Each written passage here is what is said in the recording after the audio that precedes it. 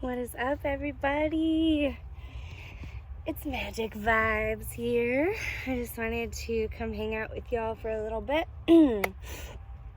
Touch base. I'm dealing with a lot of drainage right now, so forgive me for the sniffles. I know that I mentioned in my last video I was struggling with being sick, and I'm still kind of struggling.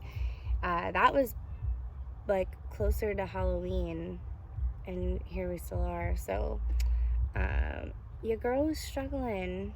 I've been sick for like 6 weeks, which leads me to my next thought, which is I have decided to go down to part-time at work. And I'm doing that because I really love where I work, but I just don't have the energy to maintain 5 days a week. And if I look at how my body has been responding, it's not been great. So I've been sick most of the time since I started working there. And as much as I like it, I just think it might be a little bit too demanding. You know, I got COVID 2 weeks after I started working there. Took a lot out of my system, and I still don't feel recovered. And so anyway, I'm just wanting to find something that brings me a little bit more balance. But I really love the people I work with and the vibes at my job, and so I'm not ready to give it up. So anyway, I'm going to be cutting back to like 3 days a week there, which I think is really exciting because hopefully on the other 2 days, I'm going to figure out something that is less scheduled and more kind of like at my own pace that I can do to make up the difference financially. I'm keeping a pretty open mind about that. I'm not really sure what I'm looking for, but something that gives me the freedom to work on my own projects too, in one fashion or another. And you know, I've been excited about making these videos. I've been excited about making an OnlyFans. I also have desires to open up a little shop and sell things. So like between my personal art that I make and thrifted pieces that I come across, I just really love the idea of having a shop where you can get like some of my favorite things and some of my picks in life. So I love to curate and gather items and create outfits, and I love to thrift shop, and yeah, it just makes a lot of sense. And you may or may not know about me, but I grew up in the antique business, so I have been flipping stuff since I was like a teenager. I'd find pieces at auctions or even on the side of the road, and I'd fix them up and I'd resell them. And I've always enjoyed doing that. And I think when you're an artist or a creative type, it's hard not to see potential in so many things that you come across when you're shopping, especially thrifting, and you can find things at a reasonable price. But just because I love something and I see potential in it doesn't mean that it's just right for me, you know, and I'm trying to minimize for the most part, you know, which is hard as an artist. I'm always collecting more pieces, more components for outfits or for art projects, and I just have that tendency. But I was thinking that opening up a little shop would give me a great way to keep things flowing, to pass like the good deals and groovy clothes on to the world, and to create a place where you guys can find cool quality shit at a reasonable price. So I am on my way. I'm making things happen. I want to be a multi-capital venturist. Venturist? Oh God, this is what times when I want to edit myself out. But let me tell you, I get so bogged down in the editing. I don't want to edit shit anymore, because like this is the part that's fun, and I'm trying to really pay attention to flowing in life. And when I start to feel my energy change and like that I'm not flowing anymore, that seems to be where I burn out or where I drop the ball with a creative project. And so my goal right now is just to flow through life as much as I can. So I want to flow. I don't want to waste time editing. So even if I sound like a dummy, I don't want to waste time editing. Instead of editing, I just promise you I will look that up later. Multi-capital venturist. Pinterest, whatever, however you're supposed to pronounce it. I will look it up and I will find out how it's supposed to be done. But we're not editing it out, because when you start editing yourself, you are instantly judging yourself. And while that is not horrible, is it horrible? I mean, it's understandable why we would edit a video, but it's not the creative process I'm looking for. I don't want to be the censor. And I know that I should probably learn to be more of a censor, because my last video was like 40 minutes long, and when I edited it, it was only like edited it. It was I mean, I shaved 3 minutes off. Like, who fucking cares? I should have just left it. I should have just left it. But oh well. Here we are. And I'm just doing my best to not say anything that has to be edited out, because I don't want to do that shit anymore. I'm gonna be like Trisha Paytas. I'm just gonna rant and upload and not look at it, not think about it. You know, I mean, it totally changes my vibe and my energy flow, and I start like doubting myself when I start going through and editing. And like, I think that I probably in the future will want to do more of that when it's flowing, but right now it ain't flowing. And the last video sat in the queue for a week because I had to edit some stuff out, and I don't want to do that anymore. I just want to make it and share it, make it and share it, make it and share it. So anyway, that's what I'm up to. Going part-time, boss bitch energy, creative endeavor energy. I'm gonna be modeling. I'm gonna be feeling myself. I'm gonna be making art for y'all. I'm gonna be making curated stores where you can shop for goodies and maybe even my art someday. It's gonna be good shit.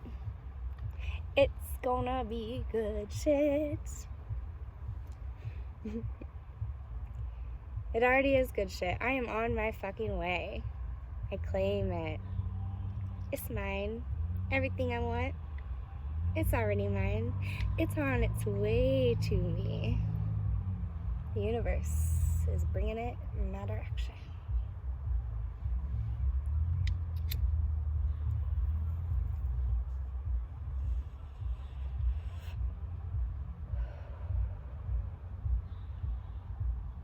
It's another beautiful day. It's like in the 60s, the sun is shining, the sky is pretty clear, and the trees are changing colors.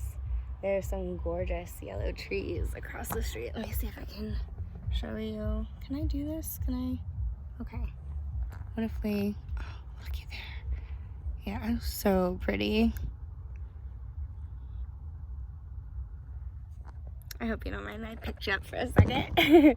Little shaky handheld Blair Witch Project style camera action here. Let's get that brightness back up, help make me look less tired. Ooh, doggy. Okay. So sorry. It's a process. Also, my nose is so red. I have blown it so many times. I hope that means I'm almost done with being sick. I am almost done with being sick. I'm getting better. I'm healthy. I'm well. I'm resistant to illness. The more that I care for myself and listen to my body and my internal wisdom, the happier and healthier I will become, and the easier it is for me to maintain health. Amen.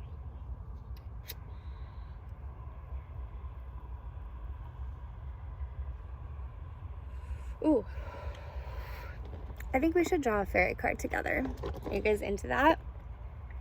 This is my newest oracle deck, Wild Wisdom of the Fairy Oracle, by Lucy Cavendish, artwork by Selena Fenich.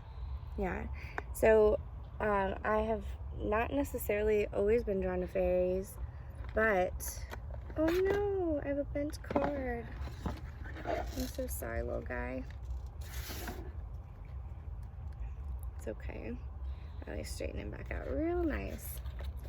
So I just wanted a deck that was, as my friend Jess says, more gentle than tarot, because sometimes tarot can be just a little bit intense. You're like, I'm just trying to start my day. I wasn't really trying to pull the death card. You know what I mean? But life be like that sometimes. I think that tarot is kind of an unfiltered, how do I want to say it? An unfiltered perspective, very balanced in how much lightness and darkness it shares with you. And it's heavily related to the natural seasons in the year. And so there will be cards that are related to every season and what that means for you. So just keep that in mind as you go along through tarot. Sometimes it can be kind of intense. So if you want something a little bit lighter, more uplifting, but still not afraid to give you some hard truths, an oracle deck might be a nice change of pace. And that was great advice, and I've been thoroughly enjoying this oracle deck since my friend told me to do that. So go find yourself an oracle deck that you like, and enjoy. So this, I want to pull a card for the collective today. Let's say for this next week, what do we want to focus on for the next week? Which will be the week of like November 15th through the 21st. So like the third week of November. What do we want to focus on? And those days are just like kind of a range, because I'm not even positive what today is, but we're just looking at the third week of November. Good advice for the third week. So be thinking about how you are receptive to this message as it's coming forward. How should I approach this week? What advice do I need for this week? What should my focus be on this week? What is the fairy wisdom that I need to know? I feel really good about this card that's under my hand. I have no idea what's underneath here. I'm still getting acquainted with these cards. All right. What do we need to know for the third week of November?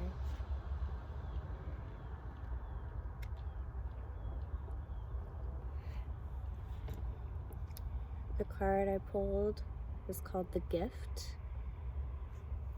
It says a present, an offer, nurturance, growth, potential. The Gift. Has a little know-me type of guy handing a beautiful fairy a flower. Here's card number 47 in this deck. How many cards are there? I want to say 47, yeah. So it's the very last card in this deck, 47, which I'm sure that there is significance in the numbers, though I'm not sure exactly what they are. But 47, the gift, a present, an offer, nurturance, growth, potential.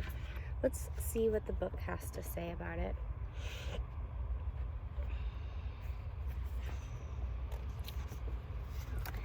This shy gnome is offering this beautiful fairy maiden a gift.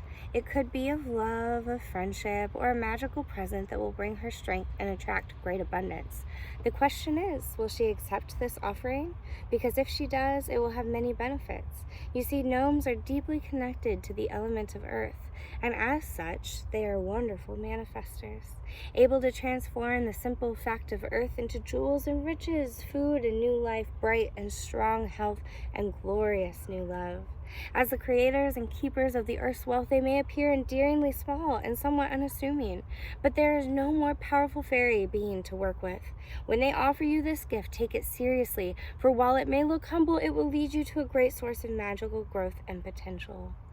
When this beautiful card makes an appearance, know that a person or being who is very down to earth may be about to present you with a good offer. The more grounded you are at present, the better use you will make of this gift. Another being who is often underestimated will propose something to you, and while you may not think so much of it at the present moment, great things may come of this. The person offering you this gift has an urge to protect and care for you, to nurture your special talents and skills, and they truly wish for nothing in return except your good wishes and thoughts. Best of all, perhaps, is that this small gift will earth us, enabling us to ground, root, and grow our dreams and desires. For those of us who are perhaps more ethereal and less able to take time to grow our dreams, this is a most fortuitous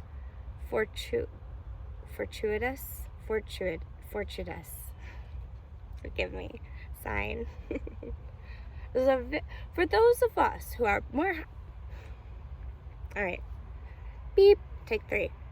For those of us who are perhaps more ethereal and less able to take time to grow our dreams, this is a very good sign. For instead of moving too quickly from one project to another, those of us who are unable to work well with our finances and who lack a feeling of being earthed, there is no more wondrous and helpful and elemental creature than the gift of a wise and learned and rather sweet-looking gnome. When given with such respect, goodwill, and reverence, this gift will always assist you, as long as that which you work or cast for is in the best interest of Mother Earth and her creatures. This gift may assist you with money problems, crystals, healing animals, gardening issues, tree magic, knot magic, fertility, and any issues to do with brothers and sisters, especially twins or people born on or near the same day. Divinatory meanings. A gift which has to do with your well-being, health, and transformation. A proposal to help you change your life that is small and not in the least grand or glittery, but has enormous substance and potential to it. Work with your hands. The art of working with earthly elements is encouraged and supported by the Fae. Silversmith, blacksmith, jeweler, nurse, farmer, vet, energy healer, animal lover, conservationist, builder, or eco-mystic. Peaceful resolution to trivial disputes, the de-escalation of disagreements through tenacity, focus, strength, courage, and thorough research and investigation, reverence for beauty, inspiration from the earth for jewelers, artisans, and craftspeople working with the ores and stones of the earth and converting our ideas into reality by revealing to us the practical elemental process that needs to take place in order for us to bring our visions into the material plane in an enduring and earthly fashion. Respect for the innate usefulness of all things, which so many of us cannot see. This card indicates you would do well to take on the view that has all purpose, which is the antithesis of the disposable culture that we live in now. Make the most of what you have, and the gifts from the earthly realm of the gnomes will come forth in abundance. Reversed meanings. You may feel the urge to make a gift for another being to whom you are drawn. The reverse meaning of this card may also mean that it is time to care for animals and small beings around you who may need healing and nursing. Investigate alternative energy methods of healing animals when this card is drawn. Simply research for a down-to-earth or humble practitioner with great integrity. It may be time to seek wise assistance to lose weight and transform your physical self in a practical, sensible, healthful, and self-loving manner. So here's the overall view of this card, is that you have good gifts coming to you. I want you to expect right now that a little gnome-like creature is going to bless you with some type of gift this week. It might seem humble or unassuming, but receive it and trust that like a small acorn, it can grow into a big, beautiful tree. You have no idea where this gift will take you. Receive it with gratitude, receive it with hope, receive it with faith, and see what happens. I also feel compelled to share the other side of this. I really planned to share the whole card with you, and I think that with these, the reverse is often just the opposite attraction, you know? So Maybe it's time to focus on giving. What kind of small gift can you do? There's something instantly that comes to mind for me. Said you might feel compelled to care for small animals. I have a baby that needs some attention. This might be the time for me to seek assistance. So I just want to encourage you, expect the gifts that the universe wants to send your way, and take some time to think how you might show yourself and others some love too. You might be a magical little gnome and not even know it. Give someone a present. We never know how much it might cost them. Cheers, my friends. I hope you have a beautiful week. Talk to you soon.